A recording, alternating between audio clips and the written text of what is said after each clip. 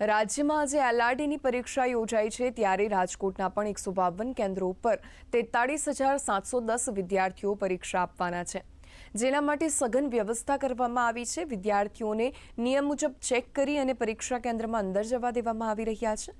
વિદ્યાર્થીઓ ઉત્સાહ સાથે પરીક્ષા આપવા માટે આવ્યા છે।